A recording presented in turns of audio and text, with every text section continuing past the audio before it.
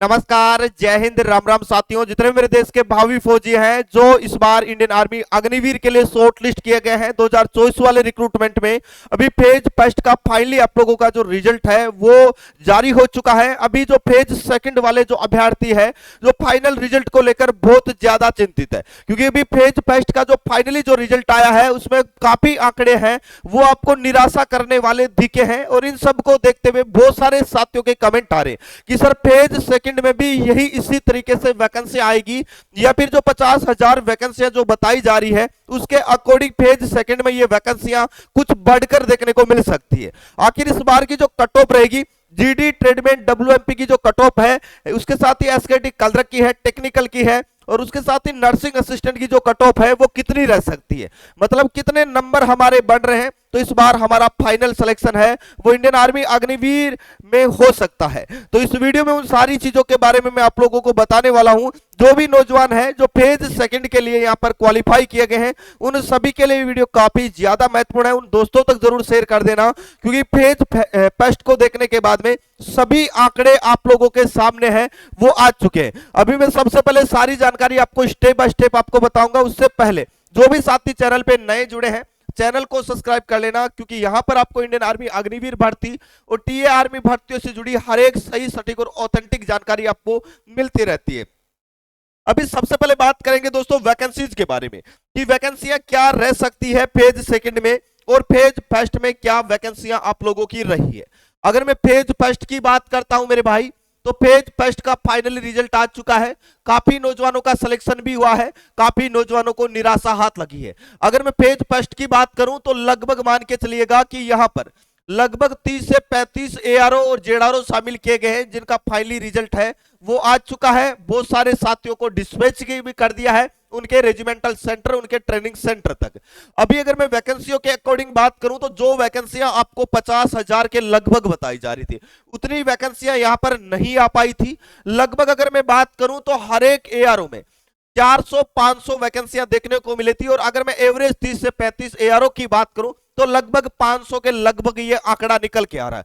और अगर इस आंकड़े के अकॉर्डिंग मैं बात करता हूं मेरे भाई, तो अगर यहां पर 500 के अकॉर्डिंग देखूं तो लगभग ये वैकेंसियों का आंकड़ा जा रहा है 15,000 से लेकर 17,000 के बीच में।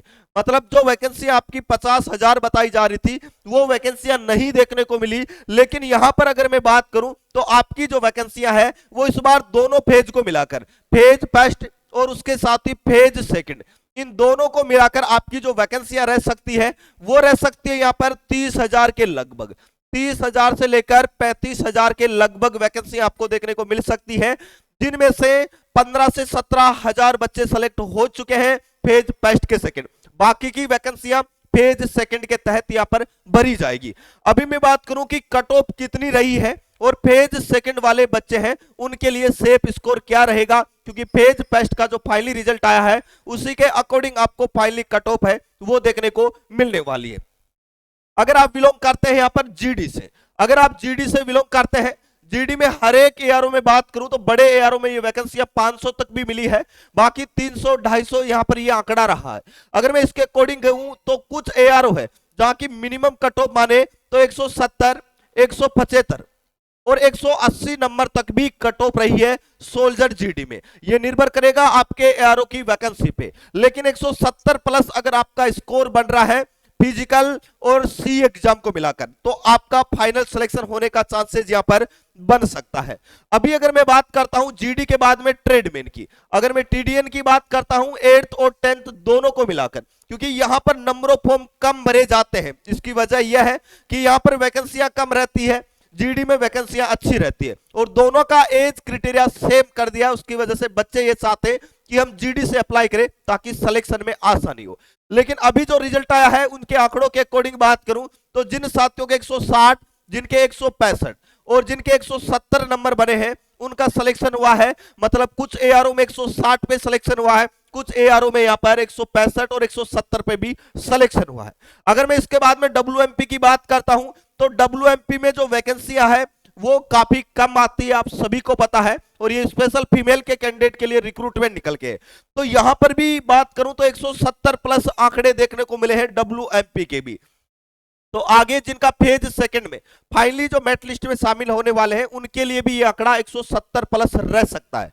अगर इसके साथ ही मैं बात करता हूं, यहाँ पर कलरक की बात करता हूं, एसकेटी कलरक की बात करता हूं और उसके साथ ही टेक्निकल की बात करता हूं, तो टेक्निकल में इस बार वैकेंसियां काफी अच्छी आई है और यहाँ पर काफी नौजवानों का सिलेक्शन हुआ है, लेकिन जो आंकड़े हैं वो वही आप लोगों के रहने वाले हैं।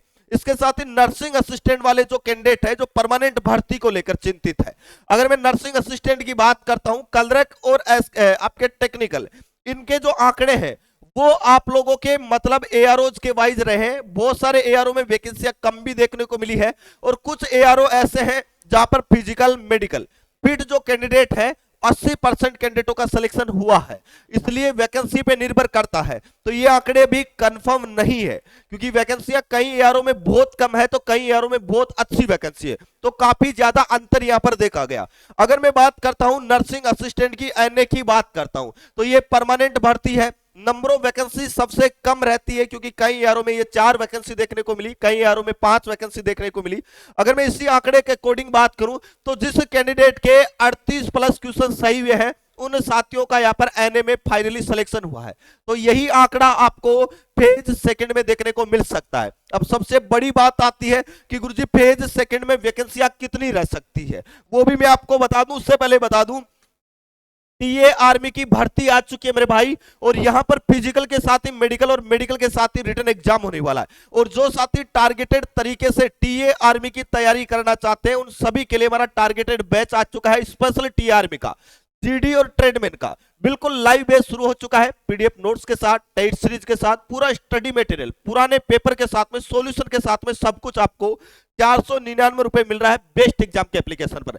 इसके साथ ही आर्मी अग्निवीर का भी बैच आप लोगों को देखने को मिल जाएगा 2025 वाली भर्ती के लिए, जीडी ट्रेडमैन और डब्ल्यूएमपी। ये भी एक टारगेट बैच है जो कि पहले से शुरू कर दिया है ताकि बच्चों की इतनी बेहतरीन तैयारी हो जाए कि अगर कट ऑफ 140-45 वाले बच्चे का भी सिलेक्शन होता है तो वो भी बच्चे स्कोर खड़ा करके आएंगे। इसलिए अभी से तैयारी शुरू कर देना, आपके छोटे बड़े भाई है उन तक जरूर बता देना। ये वाला बैच आपके लिए शानदार है। टीए आर्मी के लिए रोज शाम को 8 बजे यूट्यूब पर बिल्कुल फ्री ऑफ कॉस्ट एक ओरिजिनल पेपर आपको हल करवाया जा रहा है मेरे भाई, और ऐसा ही पेपर आपको एग्जाम में देखने को मिलेगा। तो ये वाली क्लास आप जरूर लेना। जो साथी नए हैं चैनल को सब्सक्राइब करके बेल आइकन ऑन कर लेना ताकि ये शाम वाली क्लास का नोटिफिकेशन आप लोगों तक पहुंचता रहे।